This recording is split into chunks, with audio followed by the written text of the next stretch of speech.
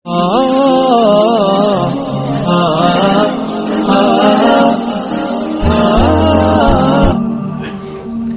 گھروں کی معاشرت نبی والی لاؤ، ایک دوسرے کی تعریف کرو، ایک دوسرے کی حوصلہ افزائی کرو۔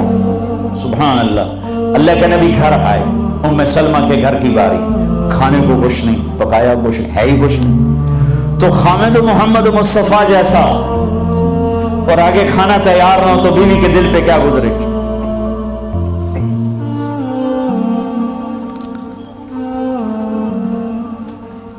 آپ نے پوچھا ام سلمہ کھانا کھانے کو کچھ ہے؟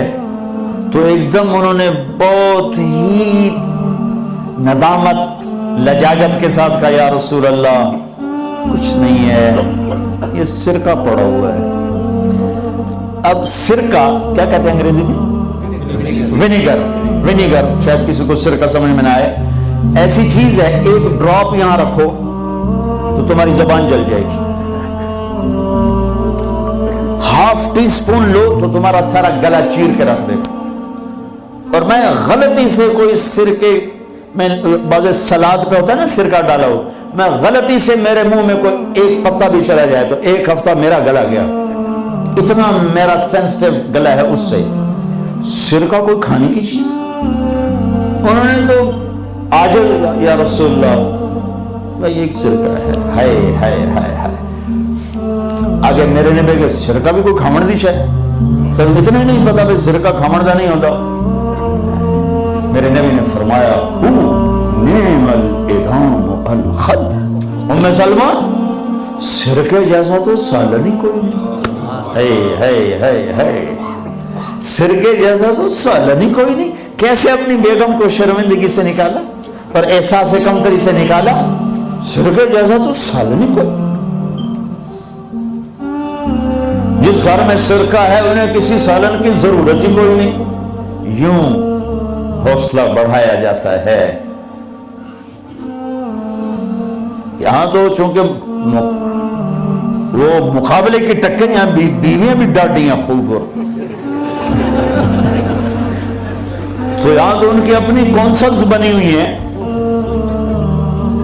تو میں مسلمان عورت کو کہتا ہوں، چونکہ یہ میری بات آگے جا رہی ہے، آپ میرے سامنے بیٹھے ہو،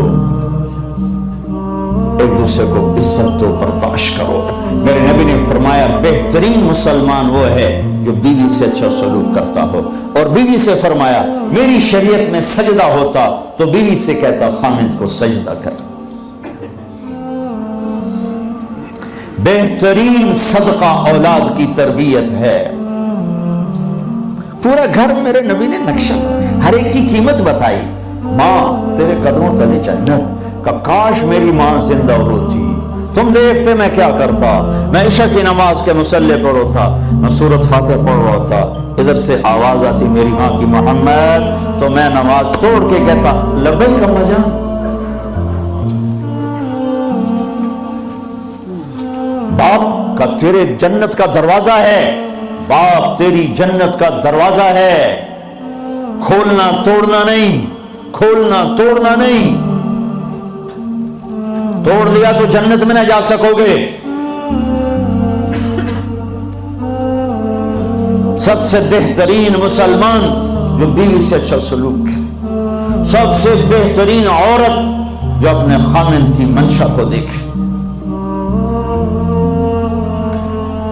پھر آپ نے ایک عجب بات فرمائی جو معاشرے میں بہت بوجھ بنتا ہے جس کا، ہاں گئے تمہیں ایسا صدقہ بتاؤں جس سے بڑھ کے کوئی صدقہ نہیں، تمہیں ایسا صدقہ بتاؤں جس سے بڑھ کے کوئی صدقہ نہیں۔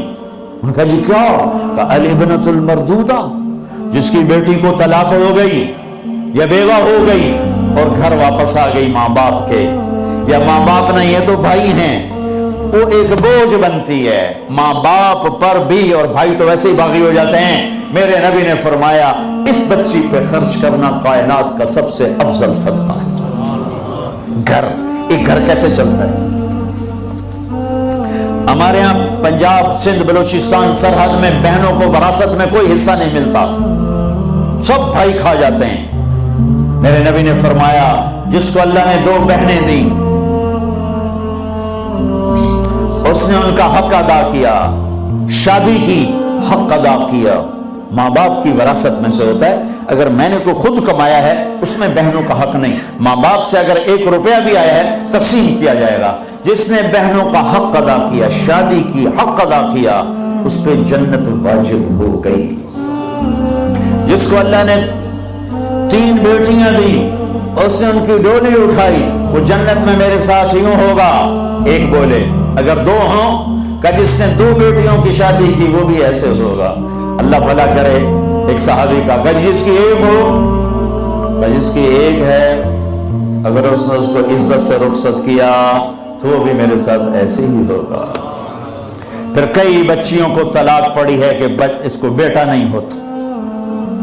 یہاں آنے سے پہلے کا واقعہ, پنڈی سے بچی رو رو برا حال اس کا. میں تو فون سنتا ہی نہیں ہوں ایسے کہ میرا تو کلیجہ پھٹ گیا ہے. ہے کہنے لگی کہ سسرال نے کہا تھا بیٹی ہوئی تو طلاق دے دیں. میں نے کہا اس میں میرا کیا قصور ہے, اور بیٹی ہی ہوئی اور مجھے طلاق پڑ گئی اور میں گھر آ گئی 22 سال کی عمر. بیٹی دینے والا اللہ اور ظلم کرنے والا سسرال. میرے نبی کو اللہ نے بیٹے دے کے اٹھا لیے. قاسم اٹھا لیے, عبداللہ اٹھا لیے, ابراہیم اٹھا لیے. 4 بیٹیاں دی, 3 زندگی میں اٹھا لی. زینب, ام کلثوم, رقیہ, تینوں آنکھوں کے سامنے چلی گئیں. فاطمہ سے نسل چلی. آپ نے فرمایا لوگوں کی نسل بیٹے سے چلتی ہے, میری نسل میری بیٹی فاطمہ سے چلی. اس لعنت کو دھویا. عورت کا کیا قصور ہے اگر اس بیچاری کو بچیاں ہو رہی.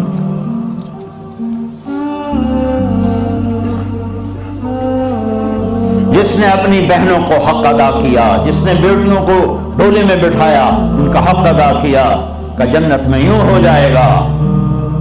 بہنوں کو دینا اتنا ضروری ہے, حرام ہو جاتی ہے روٹی. میں نے مولانا جمشید صاحب میرے استاد ہیں, میں نے ان سے تفسیر پڑھی. میں ایک دن شہد کی بوتل لے کر گیا, پرانی بات ہے 76-77. میں نے کہا حضرت یہ ہدیہ ہے. فرمایا کہاں سے لائے ہو؟ کہ میرے اپنے باپ کا ہے. فرمایا تیرے باپ نے اپنی بہنوں کو, تیرے باپ نے اپنی بہن یعنی میری پھوپھیوں کو, تیرے باپ نے اپنی بہنوں کو زمین میں سے حصہ دیا تھا؟ یہ سوال کیوں کیا؟ 10 روپے کی شہد کی بوتل تھی اس وقت, کہ اگر دیا تھا تو یہ میں لے لوں گا, اگر نہیں دیا تو پھر یہ حرام ہے, میں نہیں لوں گا. یہ مطلب تیرے باپ نے بہنوں کو حصہ دیا تھا؟ میں کہا بھی اللہ کا شکر ہے میرے باپ کی بہنی کوئی نہیں. 2 بھائی, ساری زمین 2 بھائیوں کی, 2 بھائی. میں نے کہا جی اب موجہ ہی موجہ, بہن تھی ہوتی تو کوئی نہ دیتی. پھر کہنے گے اچھا تیرے دادا نے اپنی بہنوں کو زمین میں سے حصہ دیا تھا؟ میں کہا جی اس لیے میں جمعہ ہی کوئی نہ ہوں. اتنی ریسرچ کے بعد ایک شہد کی بوتل قبول فرمائی. بیٹیوں کو دینا اتنا ضروری ہے.